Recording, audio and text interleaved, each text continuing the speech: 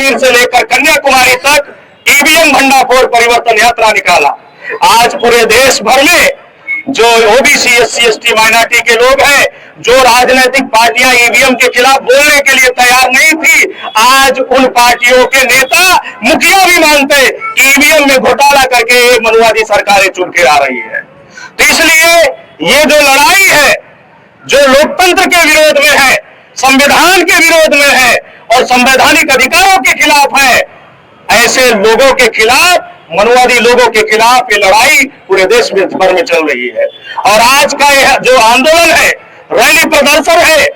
ये संविधान के अनुच्छेद 19 का, विचार अभिव्यक्ति की आजादी का, संगठन बनाने चलाने का, सभा करने पर पाबंदी लगाने का काम जो ओडिशा की बीजेपी आरएसएस की सरकार ने किया, उसके विरोध में जो हमारा कार्यक्रम रद्द किया गया, उसके विरोध में ये पूरा देश भर में 725 जिलों में भारत मुक्ति मोर्चा का ये रैली प्रदर्शन और आंदोलन का कार्यक्रम चल रहा है। तो साथियों, ये जो लड़ाई है आज इस देश में, बाबा साहब अम्बेडकर ने जिस मकसद के लिए संविधान लिखा, 395 आर्टिकल, 12 अनुसूचियां और 22 अध्याय लिखे, हर आर्टिकल, हर अनुच्छेद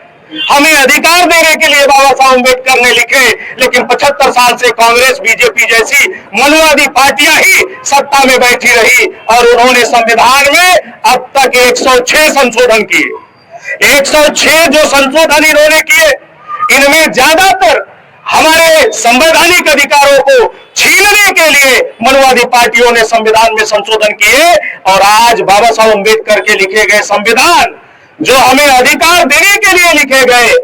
इन संशोधनों को करके, इन बदलाव को करके, साथियों, आज वो अधिकार संविधान से इन लोगों ने निकालने का काम किया। आज इस देश में आरएसएस, बीजेपी के मनुवादी लोग आए दिन कभी जंतर मंतर पे संविधान के पन्ने जलाने का काम करते, कभी डॉक्टर बाबा साहब अम्बेडकर को अपमानित करने का काम करते, तो कभी बीजेपी की महिला प्रकोष्ठ की कार्यकर्ता थी, अलीगढ़ में ब्राह्मण सम्मेलन में उसने बयान दिया कि हम जिनके पुरखे कभी हमारे पुरखों के जूते साफ किया करते थे, आज संविधान की वजह से कुर्सियों पर बैठकर आदेश दिया करते हैं।